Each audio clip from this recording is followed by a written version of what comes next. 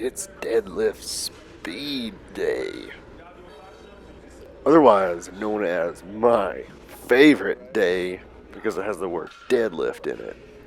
First working set, except it wasn't a working set.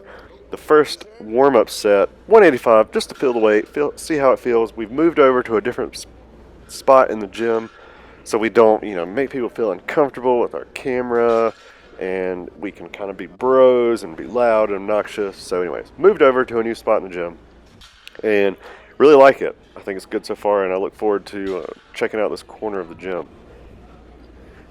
My prescribed working weight for deadlift speed day today was 240 pounds or 109 kilograms, thereabouts. We fudged that last number of the kilogram just a little bit. And these felt fine. I could have probably bumped the weight up a little bit and probably will if deadlift speed comes back up again and I'm only sitting at like 250. I'll probably bump these up to 260. So little Dave's helping me out here with the weights. He was doing a little bit heavier than me, and that's fine. Dave's been working out longer than me. He's shorter than me. Doesn't have to move the weight as far as I do. Nah, I'm just kidding. Dave's a lot stronger than I am, and but one day we're all gonna make it. Last set here. The program calls for 6 sets. We only filmed 4 just to give you guys a couple different angles and a couple different perspectives. But like I said, this felt fun. 240 pounds was a breeze, and look forward to doing more.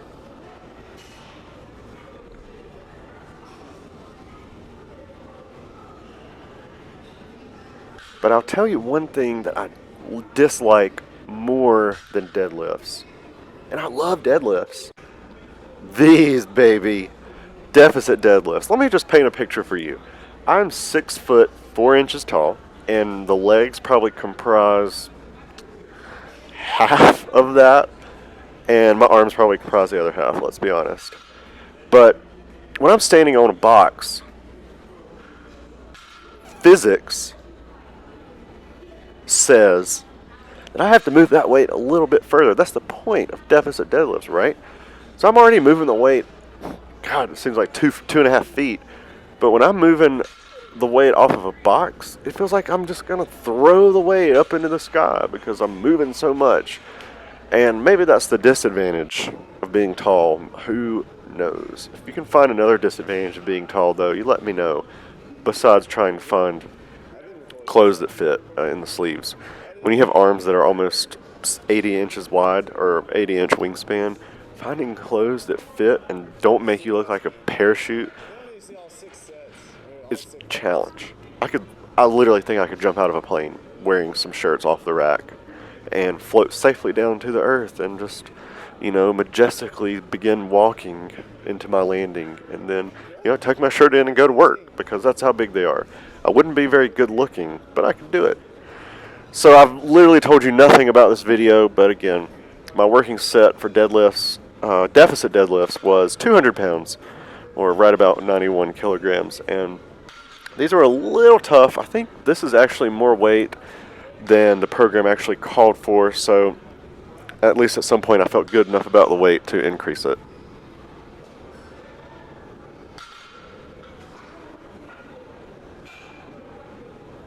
Moving right along, we had back squats for reps. I just threw on 185. I was feeling pretty good about this. My legs were a little tired from the deadlift work, but I felt fine, and I think these all looked good. Depth was there. I had my knee sleeves on. I do wear CBD knee sleeves. I found that these to be extremely helpful. I actually don't, in my opinion, don't move enough weight to warrant knee sleeves yet. I know that's a very subjective thing to say, but I developed a serious case of patellar tendonitis. And if you've ever had that, it sucks. So I went ahead and bought these, and I knew that one day I would need them. Anyways, I had some extra liquidity available and went ahead and purchased them, and typically wear them anytime I'm around or exceeding 200 pounds, just for the added security and comfort of mind, I suppose. But this was a good workout day. We did a couple extra pieces of work after these that we were unable to film. We'll talk about that at the end of the video. Thanks for watching.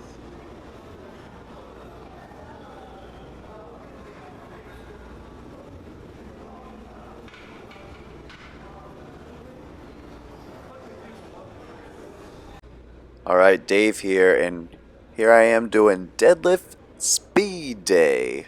And this is one of my favorite days in the gym just because I get to deadlift. Now, here's a quick warm up set of me pulling conventional 225 pounds. And as you can see, I'm not wearing a belt. Usually, I do wear a belt when I exceed 300 pounds, but in this video, I decided not to wear a belt. I do, however, chalk up. And you gotta chalk up just because you want that extra grip. I've never really used straps, I've never used knee wraps.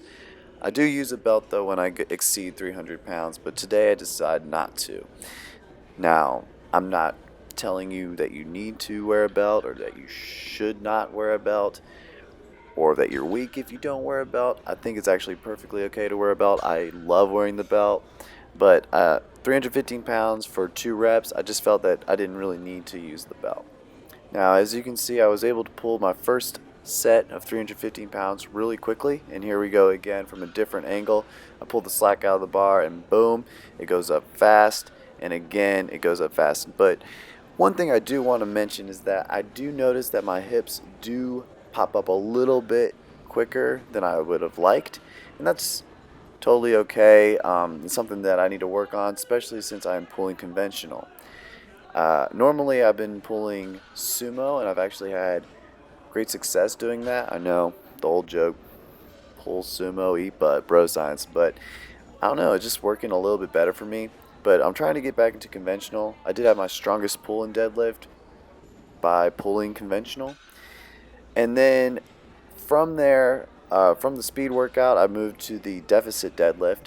Now, the deficit deadlift is really good for you to get the weight off the floor as quick as possible. Now, this is not a problem that I have. I don't have a problem pulling the weight off the floor. I have a problem when locking it out. So, deficit deadlift for me was pretty easy. I was able to do 225 pounds, and as you can tell, the weight goes up pretty quickly. And my form kind of stays consistent, even though it is on a box and my feet are very close together, or in the conventional stance and not in my typical sumo stance. You are going to notice some people are going to walk by through the frame here and steal your gains, and that's okay. We're at a crowded gym and we just have to deal with it. Now, here we are doing squats right after deadlift. We're doing just 8 reps at 185 pounds. 185 pounds was really easy. I think I'll up the weight next time, but this is a speed day, so I don't really want to go too high. But I was able to keep my form. I was able to go low, and I didn't even have to wear a belt again for 185 pounds. Now, John has shown you in his clip that he wears knee braces because he had some tendonitis in his knee. I've never had really any tendonitis in my knee or any knee problems, so I've never actually had wraps or a knee brace. Now, I really think wraps would help me, and I just in fact ordered some from Inzer, so hopefully they'll be coming in soon and I can use them when I get to higher weights. And I also do have a belt. You'll probably see that in a future Jack Street clip, but again, I don't use the belt unless I'm exceeding 200 pounds, especially on squat. Overall, it was a great day, and I hope you enjoyed the video.